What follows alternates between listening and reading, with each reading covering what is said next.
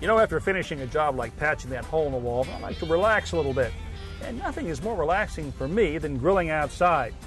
Well, Tom Urban and Rebecca Sweet, they live out in Los Altos, California, love to cook outside too. And they'd asked me to come out and give them a hand with a very interesting project.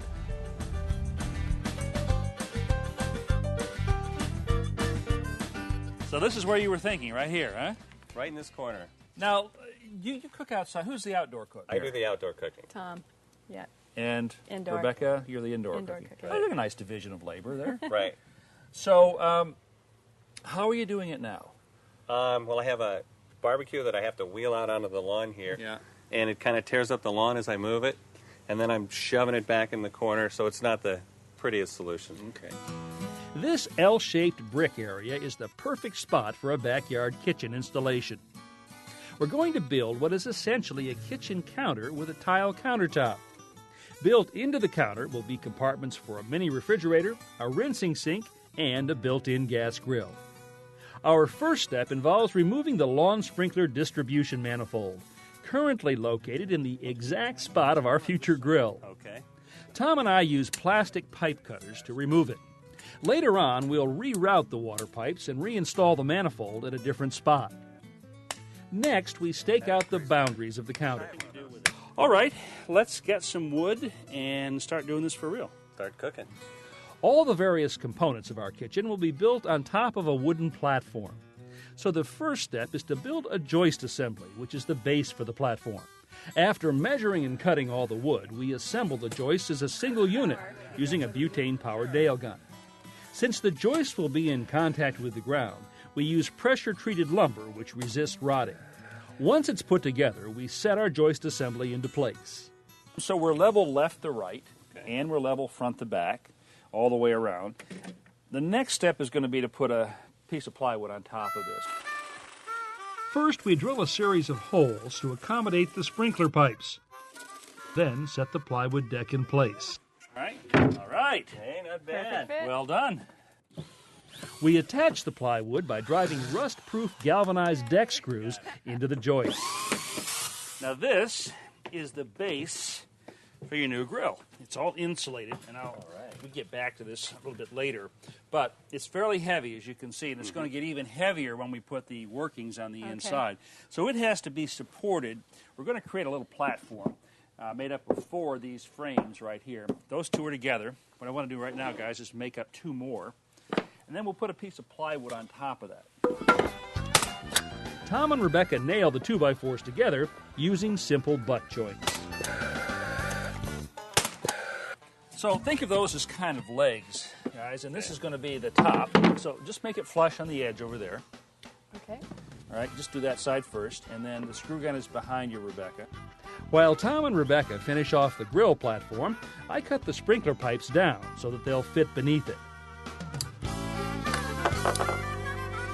Okay, Tom, well, we got to start on the plumbing here. We're going to have to put the rest of those pipes in a little bit later and make our connection to the manifold. Right now, though, I want to drop this platform in place.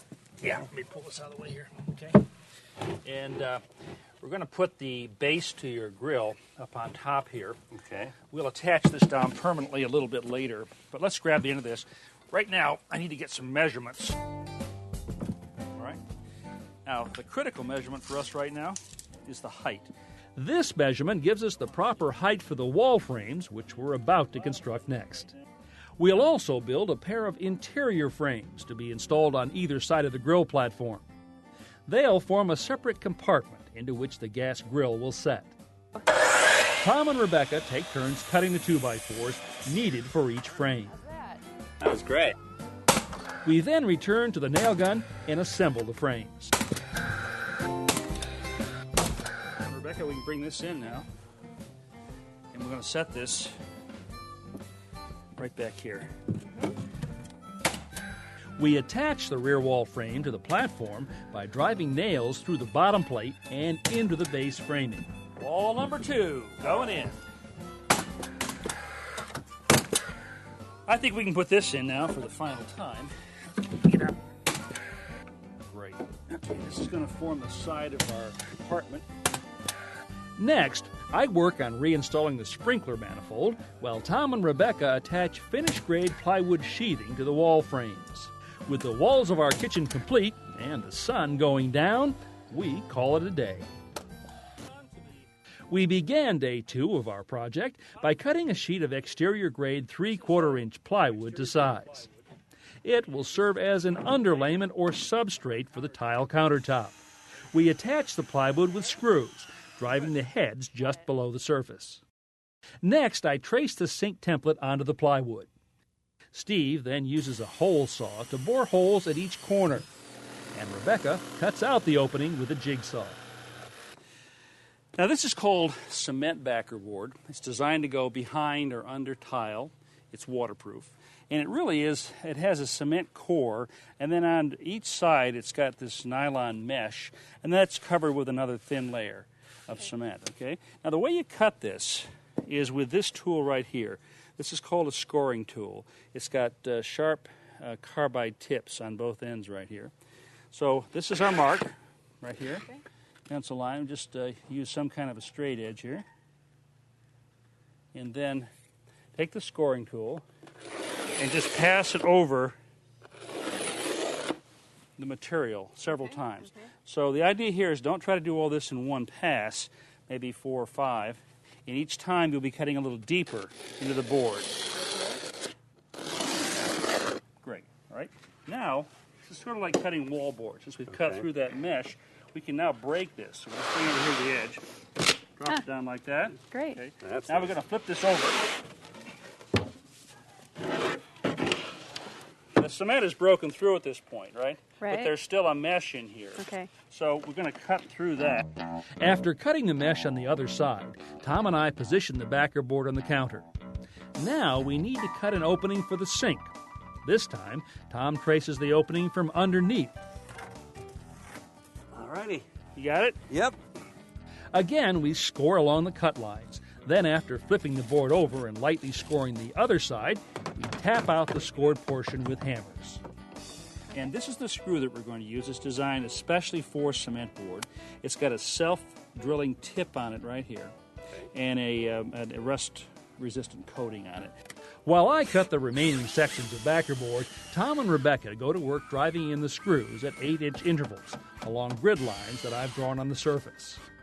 Once each section is screwed down, we apply nylon mesh reinforcing tape to the joints, then spread on a coat of thin-set mortar. Put it right on top of the tape, okay, and then just draw it off. Just force it in there, huh? Force it in. We don't want to leave anything up on the surface. Just like that. After reinforcing and skim coating the joints, we next apply thin-set to the face of the backer board. Okay. Now we're going to spread this stuff out using a trowel. It's got a straight side and it's got a notch side. So I'm going to use the straight side just to kind of spread this stuff out like this, kind of get a uniform thickness going here. Sort of like this. And then I'm going to come back. I'm going to take the notch side of the trowel. I'm going to tip this up so that it's almost vertical, not quite. And we're going to drag this through the mortar just like that, leaving these ridges and furrows right here. Okay. And then just take the tile, drop it in place here, give it a little wiggle, and move on to the next one. When Tom gets a few more tiles in place, he begins inserting spacers to make sure the gaps between the tiles are uniform.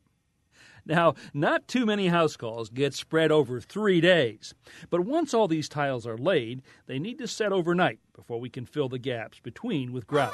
Early next morning, we're back to work mixing again. This, guys, couldn't be simpler. We'll take a little bit of it out of the bucket here. The margin trowel. Some down here.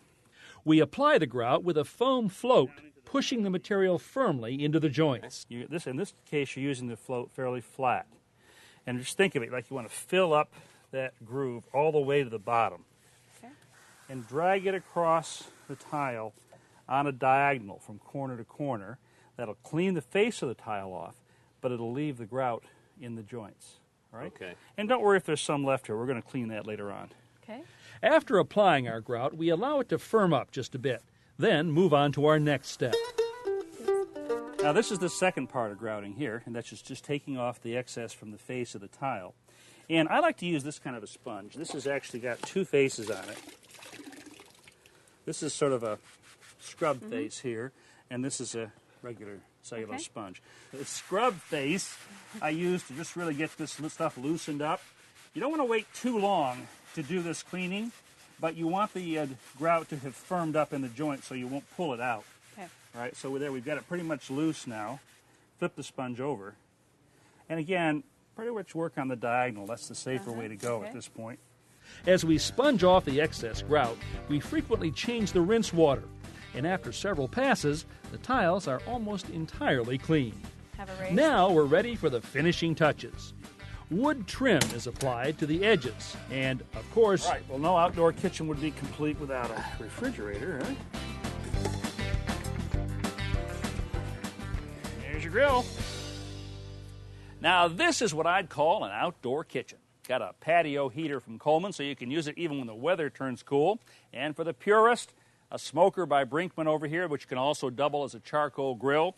We've got our built-in refrigerator right here behind the door in a watertight compartment. And, of course, we've got our sink with running water. And over here, this really beautiful Weber grill. As a matter of fact, I've even started their first meal for them right here. Hey, guys. Wow. How are you? This looks great. Yeah, you happy with it? Love Yeah. it. Do some Grill. cooking out here? Do a lot of cooking. I'm going to turn over the tongs to you. Why, thank you.